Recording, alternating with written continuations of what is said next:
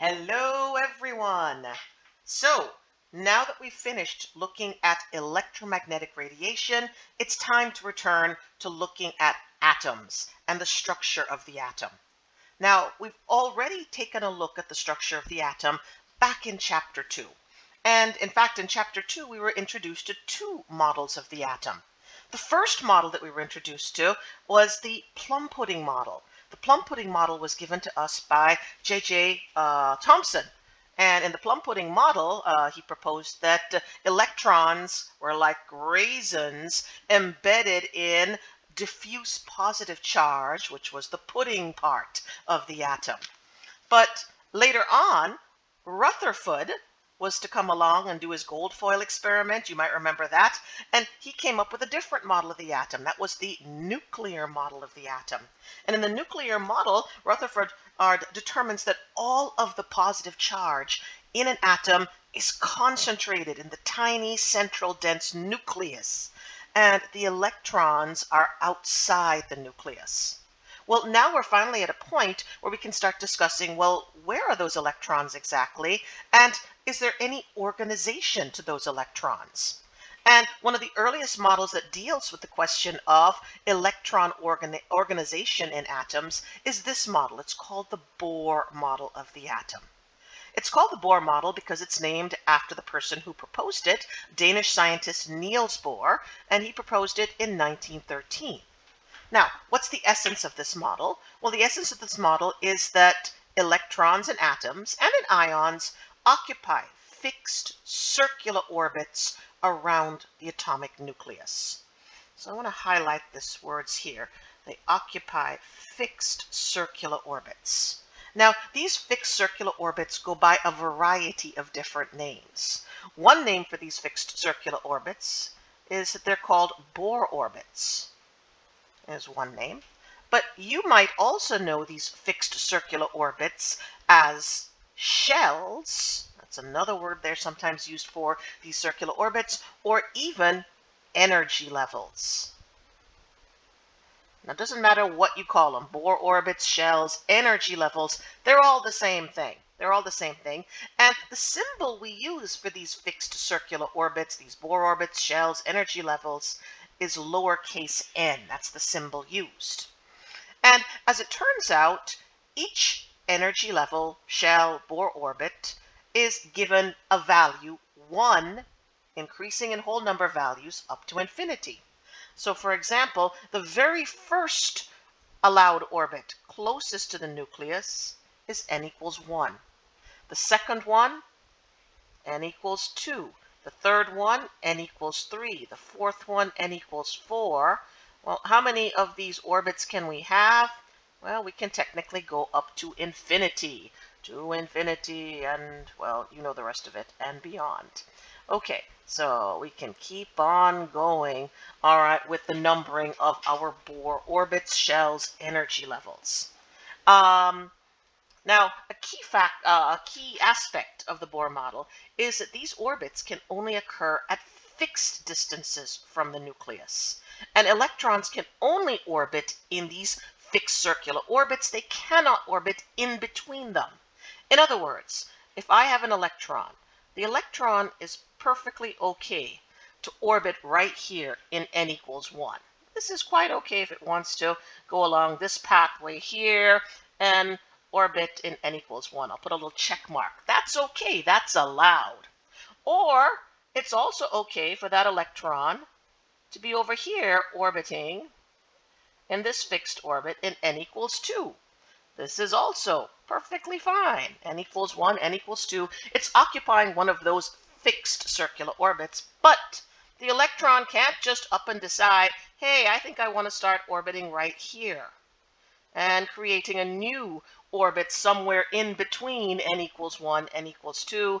That's not allowed. It can't just orbit wherever it wants. It has to be in one of these fixed orbits. Another thing I want to note when we look at this diagram here is the spacing between those fixed orbits, those energy levels, those shells, those Bohr orbits. Initially, the spacing is rather wide. big space between the first two, but the spacing is less between n equals 2 and 3, and even less between 3 and 4, and it keeps getting smaller and smaller and smaller. So I do want to make a note of that. So note that spacing decreases between Bohr orbits as distance from the nucleus increases.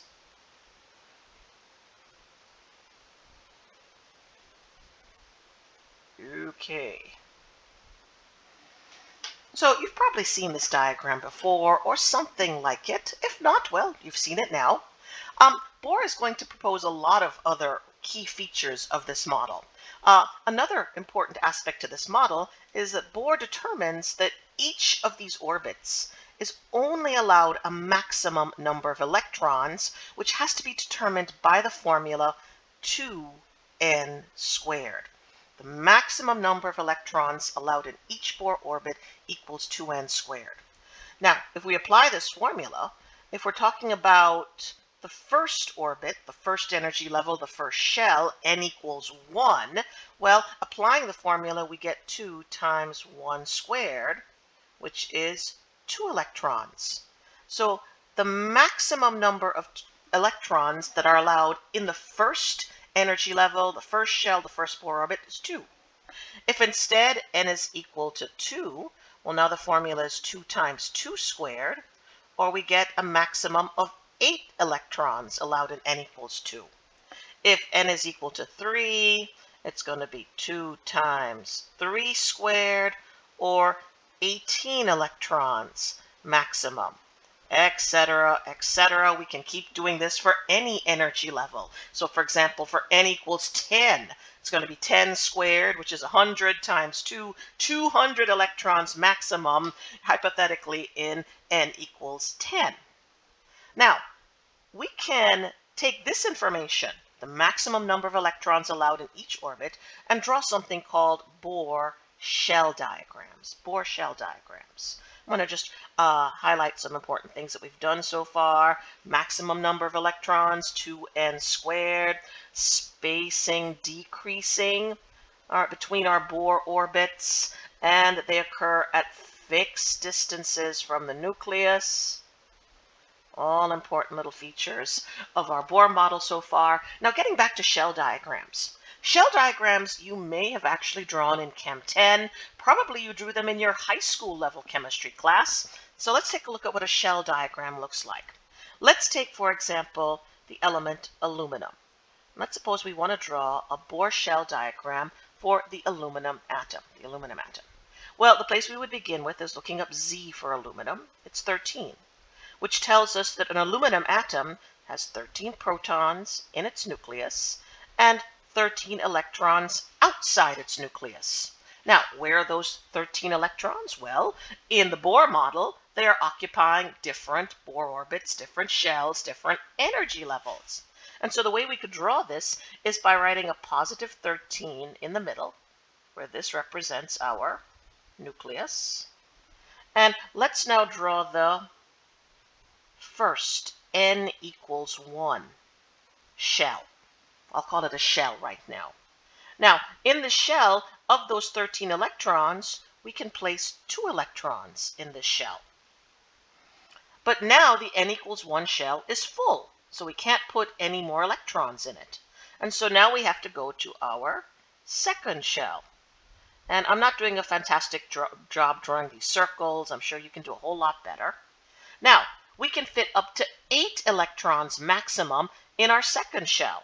So let's put 8 electrons in here. 1, 2, 3, 4, 5, 6, 7, 8. And now this shell is filled.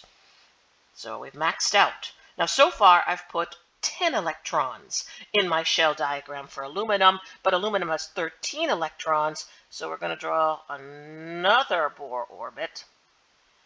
And you may notice that I'm not doing a very good job with the whole spacing thing. That's okay. Now, in this last shell, the last 3 electrons would have to go. So let's put our last 3 electrons. We can put them anywhere. 1, 2, 3.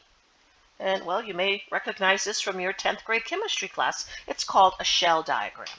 Now, typically, if we're going to draw a shell diagram, if we were to draw a shell diagram, it's not something we usually do in Chem 11. We would do it in a more compact format. In a more compact format, this would be shown as, well, again, plus 13 in the nucleus.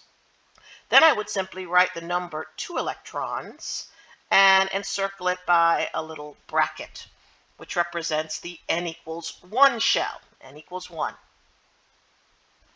And then I would write in my next 8 electrons here. Well, these 8 electrons are now in n equals 2. And then bringing up the rear, those last 3 electrons in n equals 3.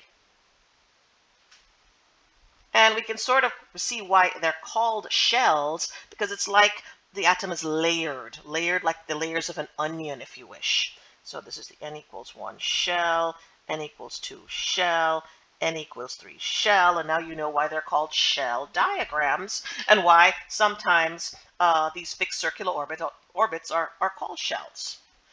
Now, I should remind you of something rather important.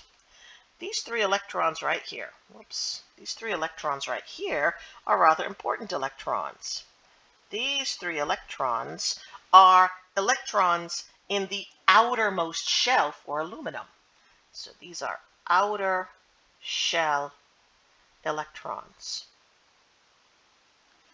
And you may recall that outer shell electrons have a special name. They are called valence. Whoops, I'm not spelling that right. They're called valence electrons. Valence electrons.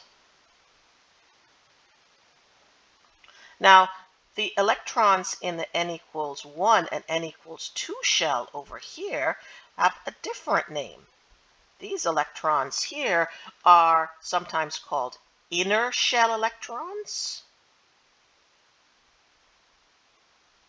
Let's write that here, inner shell electrons, but they also go by the name of core electrons. And that's because they are closer to the inner core of the atom. Okay, now we're not going to focus on shell diagrams. That's really not the thrust of this model that I'm going to be covering with you in this lecture, but it's just a sort of sidebar to say, hey, remember when you did this maybe a while ago in another chemistry course in a galaxy far, far away? Well, what we want to focus on instead is the energy of the electrons in the Bohr model. And the type of energy that we're going to be looking at is potential energy. So it turns out that an electron in an atom has potential energy. And that potential energy arises due to the attractions that exist between the negatively charged electrons and the positively charged nucleus. Now, the potential energy of an electron ultimately depends on which shell, or now we like to call them energy level, that electron occupies. So, as it turns out, if an electron is in an energy level or shell with a lower n value, n equals 1 or n equals 2 perhaps, well, that means that the electron is ultimately closer to the nucleus. And if the electron is closer to the nucleus in that lower n value shell, well, it turns out that that electron will be more stable. And as a result of being more stable, it has lower potential energy. On the other hand, if the electron occupies a higher energy level, n equals 5, n equals 10, well, that electron is going to be further from the nucleus. And if it is further from the nucleus, that electron is going to be less stable and have higher potential energy. And again, the potential energy arises from the interaction, the attractions between the negative electrons and the positive nucleus.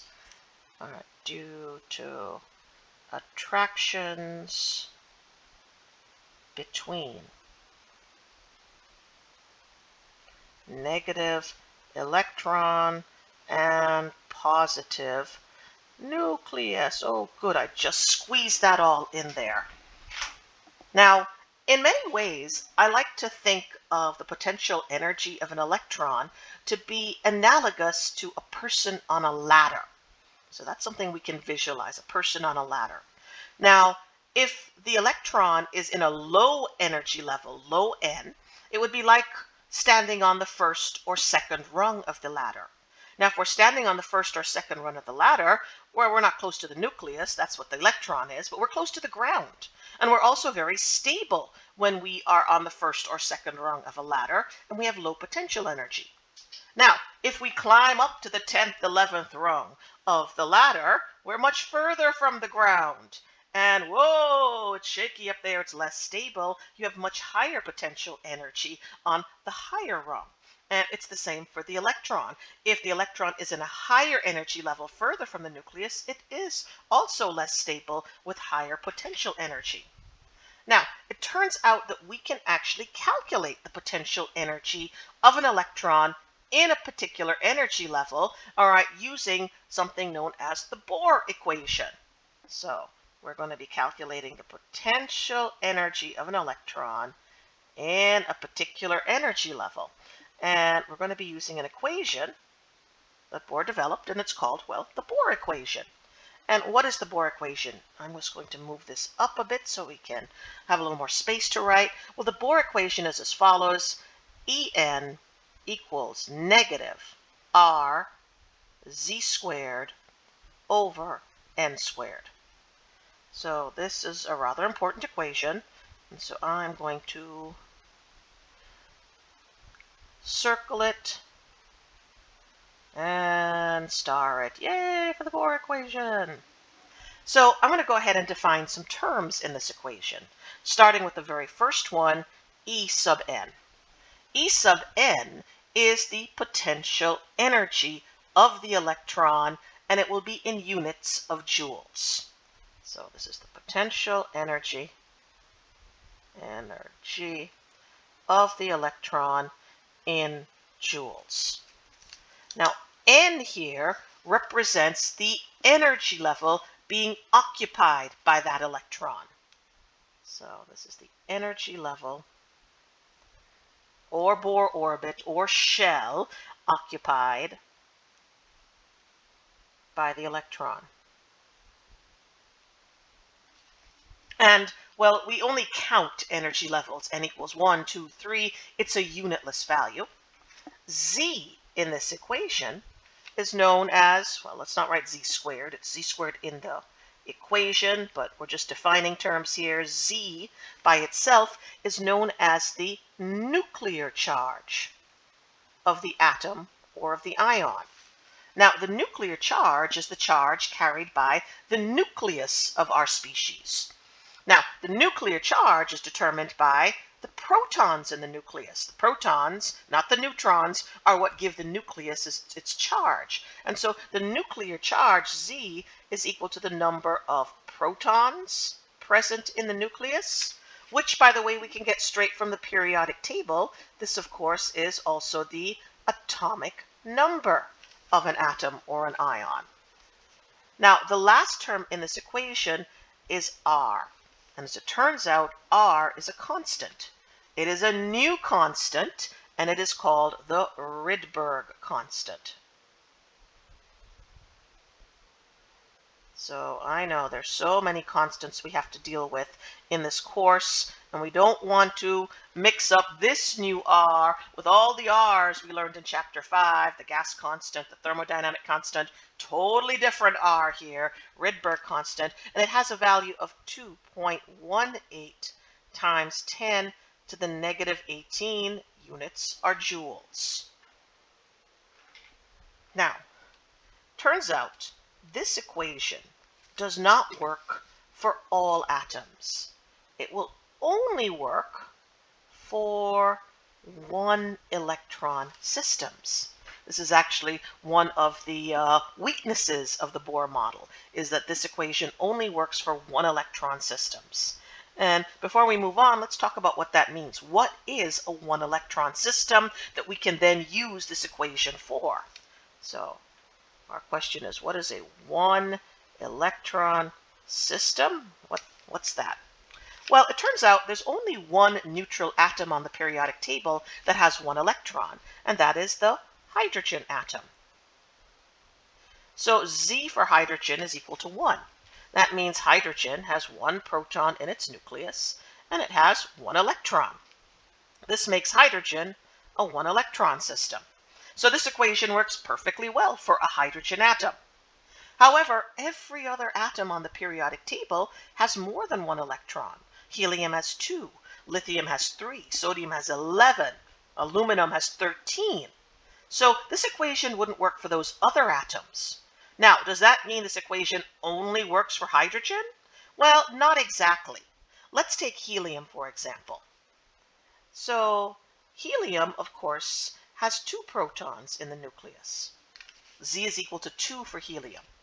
However, if we were to create a cation of helium, the helium plus 1 cation, all right, originally helium has 2 electrons, but the plus 1 cation, one of those electrons would be removed, and the helium cation would also be a 1-electron system. Or let's take, say, lithium. The lithium atom has 3 protons and 3 electrons. But if we were to remove 2 out of the 3 electrons and create the plus 2 lithium cation, well, that plus 2 lithium cation would also have 1 electron. Now, the lithium plus 1 cation, the lithium plus 2 cation don't occur naturally, but you can create them in a laboratory environment. They are 1-electron systems, and as it turns out, the Bohr equation works perfectly for these ions just as well as it works for the neutral hydrogen atom. So a 1-electron system could be hydrogen, but it could also be a variety of different 1-electron ions, cations. Okay, well, now that we've seen this equation and understand when to use it, for what types of systems to use it for, let's jump in and do some calculations.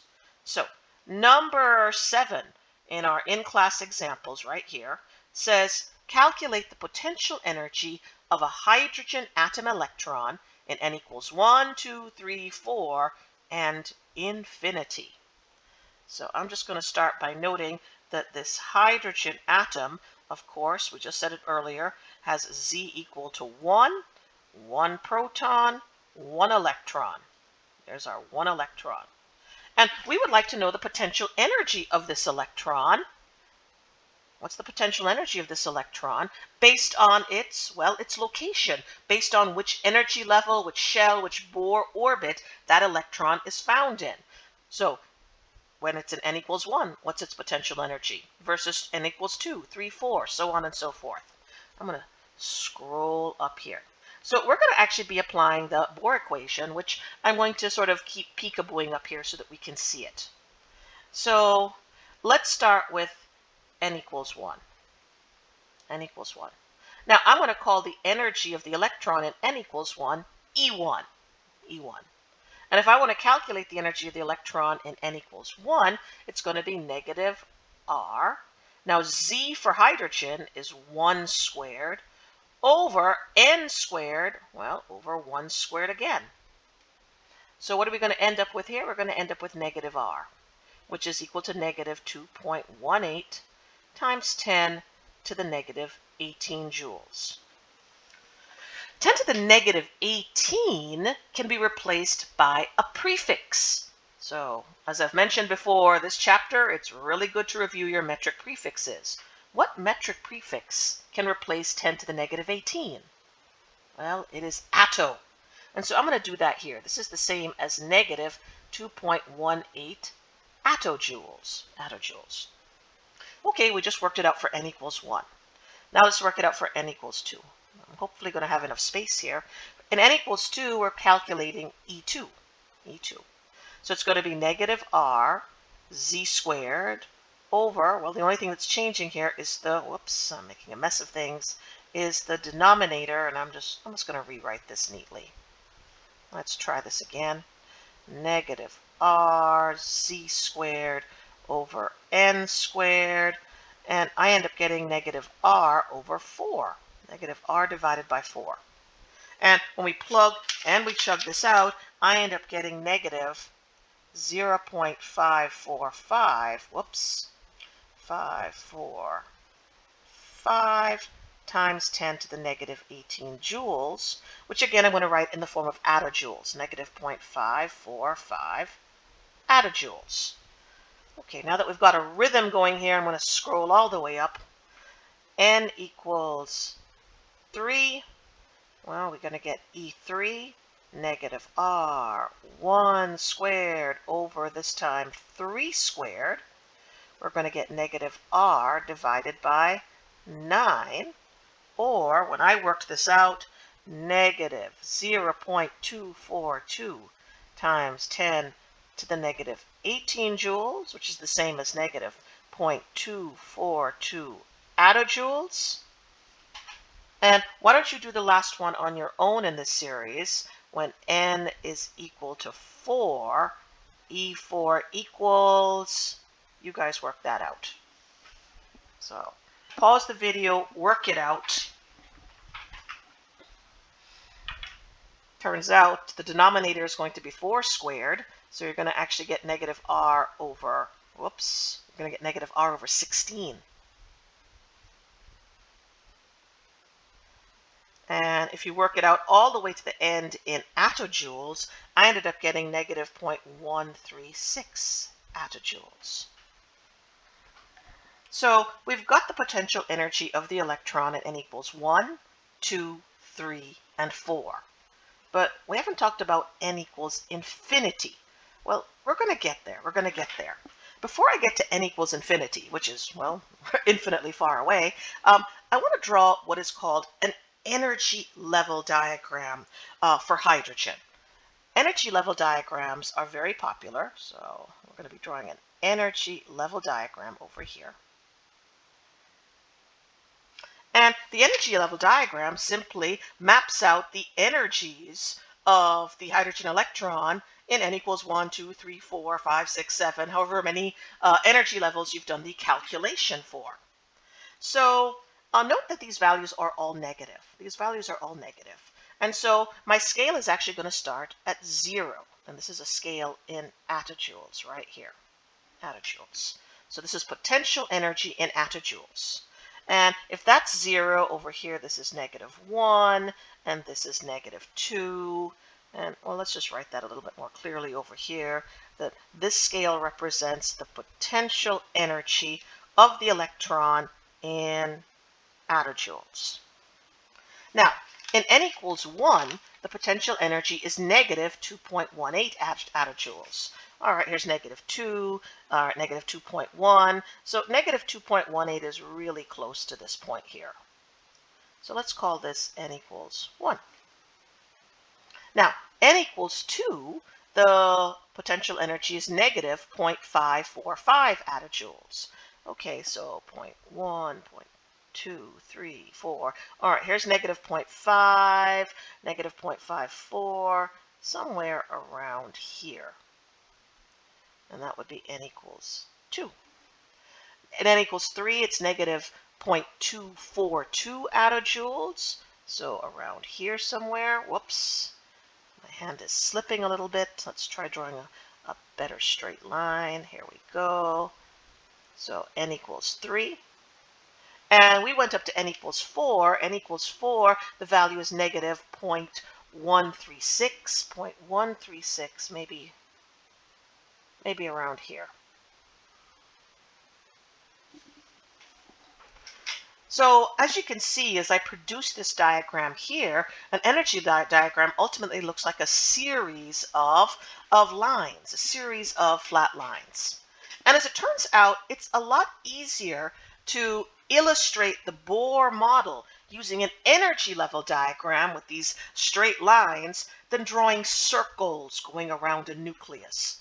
And from this point onwards, whenever I am illustrating the Bohr model, I'm going to be drawing a series of lines just like this. Now, note that there are some correlations between what I've drawn here in the energy diagram and what was on the very first page, mainly spacing. So the spacing starts out very large between n equals 1 and n equals 2, but the spacing gets smaller between n equals 2 and 3, even smaller between n equals 3 and 4. Okay. Notice that when an electron is at n equals 1, it has the lowest potential energy. So all the way down here in n equals 1, really low potential energy. Why? Well, very stable, close to the nucleus.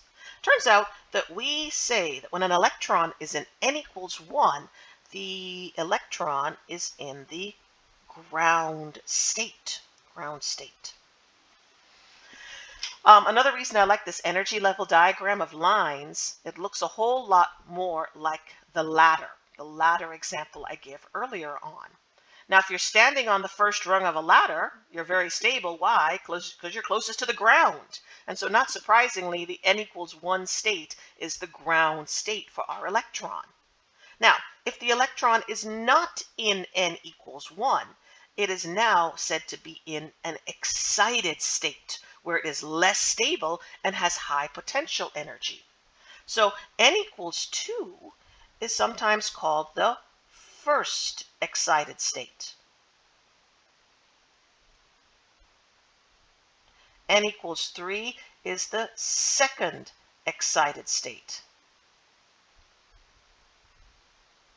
N equals 4, the third excited state, so on and so forth. So these are all excited states.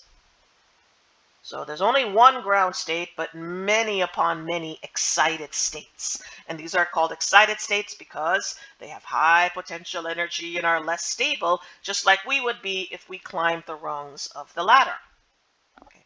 Now, another reason I like the ladder analogy is this. We know that electrons can only occupy their fixed energy level. Well, on the ladder, we can stand on the first rung, n equals 1. We could stand on the second rung, n equals 2. But can we hover magically in midair between the two rungs? Well, no, we can't. All right, we can't exist between the first rung and the second rung without something supporting us. Well, in the Bohr model, the electron could be in n equals 1, or in n equals 2, or n equals 3, or n equals 4, but it can't be in between the levels. Now, that takes us to n equals infinity. N equals infinity, which we haven't dealt with yet. So let's just calculate that in the space I have over here. Now, if n is equal to infinity, and we were to calculate, let's call it E infinity, well, the equation would be negative r 1 squared over infinity squared. And what's anything divided by infinity? I mean, infinity squared is still infinity, right? Well, it's 0. It's 0. So what does that mean? What does it mean for the potential energy of an electron in n equals infinity to be equal to 0? I'm going to actually draw that in on my potential energy diagram. Here's 0. And I'm just going to draw it in as a dotted line.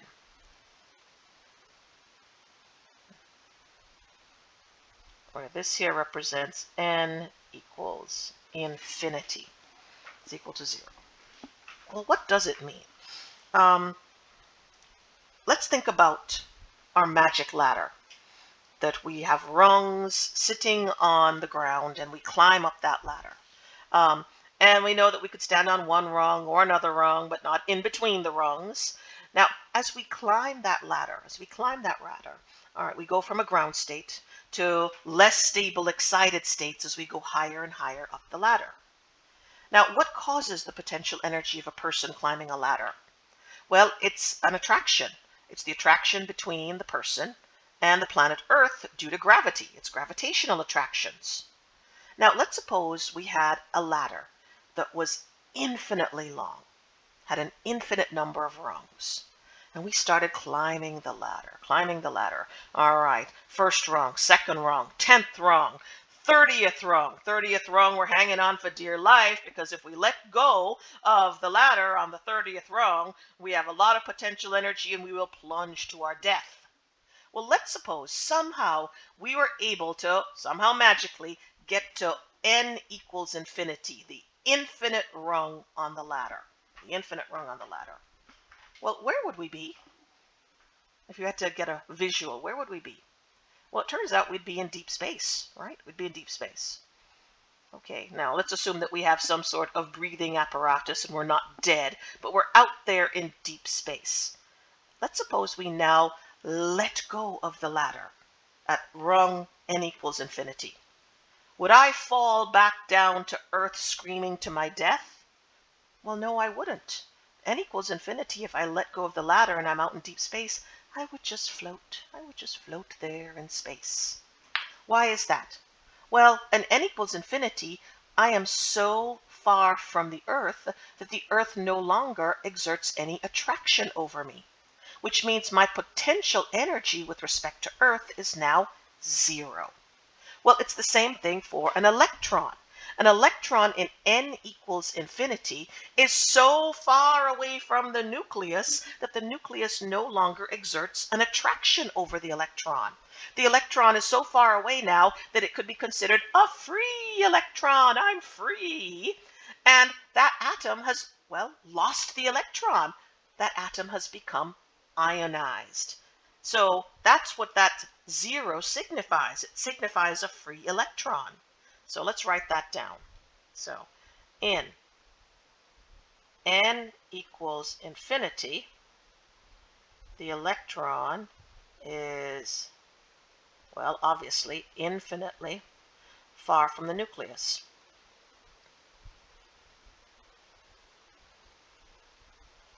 And as a result, it exerts no attraction over the electron. And the nucleus exerts no attraction over the electron. So the electron is free. It is no longer bound to the atom.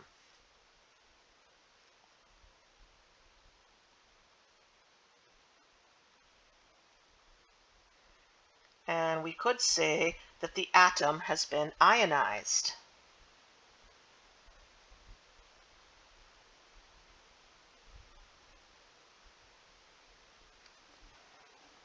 So when an electron is infinitely far from the nucleus, it has no potential energy, 0. Now, as the electron gets closer and closer to the nucleus, well, what happens? The nucleus starts attracting it, and now the electron has potential energy. So this is why all of the potential energy values on this axis in this diagram are negative, because when it's infinitely far away, it's got 0 potential energy, but as it gets closer and closer to the nucleus, it becomes more and more stable, and the potential energy is getting lower. And how do you get lower from a value of 0? You go to negative values. Okay, so we've taken a look at an energy level diagram here created for hydrogen. Well, let's now do a sort of generic problem involving the Bohr equation. Let's do number 8 in our in-class examples. This one says the potential energy of an electron in helium plus, the helium plus cation, is negative 0.349 attojoules. In what energy level is this electron? Okay, so I'm going to start by making an important note, and that is that a helium species has Z equal to 2. You know what? I'm going to do that on the other side. Helium Z is equal to 2. That's going to be kind of important in our calculation. So what do we know about our species? Well, we know potential energy. We know En for this helium species is equal to negative 0.349 attojoules, which I'm going to rewrite in joules. This is the same thing as negative 0.349 times 10 to the negative 18 joules. Now, because the helium plus 1 cation is a 1-electron system, it's got 2 protons, 1 electron, there's that 1 electron right there, we can use the Bohr equation to do our calculation.